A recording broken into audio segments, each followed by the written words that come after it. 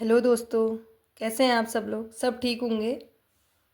आज हम पढ़ेंगे आधुनिक काल के अंतर्गत द्विवेदी युग का भाग 2, क्योंकि 20 क्वेश्चन पहले किए थे वो भाग फर्स्ट हो गए और जो भाग सेकंड किए हैं 20 क्वेश्चन वो आज हो गया। ठीक है। पहला क्वेश्चन है, किसान के रचनाकार हैं, जो किसान कृति है उसके रचनाकार हैं मैथिली शरण गुप्त। ठीक है। अगला प्रश्न है, रंग में भंग नामक काव्य कृति के रचयिता है। रंग में भंग किसकी काव्य कृति है? यह है मैथिली शरण गुप्त जी की। ठीक है। अगला प्रश्न है, साकेत महाकाव्य का सर्वाधिक मार्मिक सर्ग है।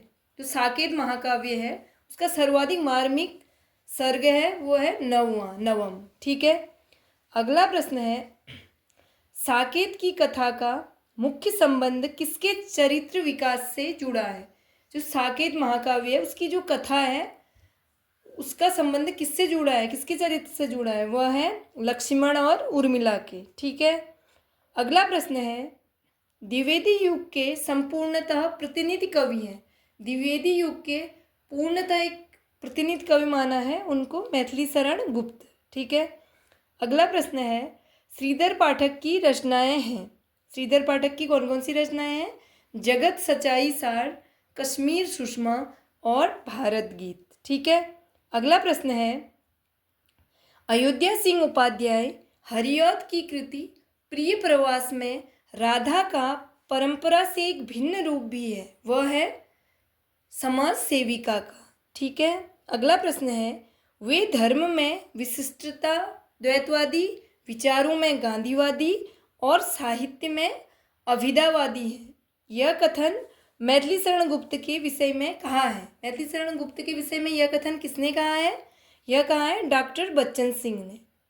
अगला प्रश्न है, कृषक क्रंदन काव्य कृति है। कृषक क्रंदन काव्य कृति है गया प्रसाद शुक्ल स्नेही जी की।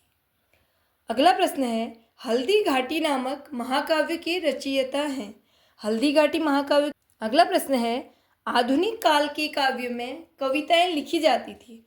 आधुनिक काल के काव्यों में है कविताएं लिखी जाती थी, वह खड़ी बोली में लिखी जाती थी। अगला प्रश्न है, प्रिय प्रवास का वर्ण विषय है। जो प्रिय प्रवास महाकाव्य है उसका वर्ण विषय है कृष्ण का मथुरा प्रवास। अगला प्रश्न है, मैथिली शरण गुप्त का कृष्ण काव्य है। मैथिली शरण गुप्त जी का कृष्ण काव्य है द्वापर। ठीक है। अगला प्रश्न है, कुणाल गीत के रचयिता थे। कुणाल गीत के रचयिता थे मैथिली शरण गुप्त। अगला प्रश्न है, मैथिली शरण गुप्त के साहित्यिक गुरु थे। मैथिली शरण गुप्त जी हैं, उनके साहित्यिक गुरु कौन थे? वह हैं पंडित महावीर प्रसाद द्विवेदी। अगला प्रश्न है, साकेत की रचना का मुख्य उद्देश्य था। जो साकेत महाकाव्य है उसकी रचना का मुख्य उद्देश्य था उर्मिला को महत्व देना। अगला प्रश्न है, हम कौन थे, क्या हो गए हैं और क्या होंगे अभी, आओ विचारें आज मिलकर ये समस्याएं सभी। ये पंक्तियां हैं, ये पंक्तियां किसने लिखी हैं? मैथिली शरण गुप्त जी ने। अगला प्रश्न है, त्रिशूल उपनाम है। त्रिशूल किसका उपनाम है? यह है गया प्रसाद शुक्ल स्नेही जी का। अगला प्रश्न है, सत्सईकार कवि हैं। सत्सईकार कवि कौन है? वियोगी हरि।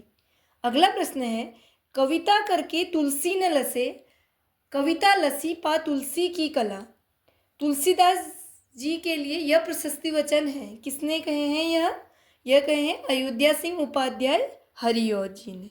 ठीक है। आज के क्वेश्चन पूरे हुए। अब अगले क्वेश्चन हम कल करेंगे। ठीक है। यदि आपको मेरे वीडियो अच्छे लग रहे हो, आपको लग रहा है कि इससे जानकारी मिल रही है, आपके आगामी एग्जाम के लिए ये क्वेश्चन सही रहेंगे इनकी तैयारी करना, तो आप चैनल को लाइक करें, सब्सक्राइब करें और अपने दोस्तों को जिनका हिंदी प्रवक्ता का एग्ज़ाम है उनको शेयर भी करें। ठीक है। क्योंकि आप लोग लाइक करेंगे, सब्सक्राइब करेंगे तो मुझे भी मोटिवेशन मिलेगा। ठीक है। मैं और वीडियो बनाऊंगी। ओके, धन्यवाद।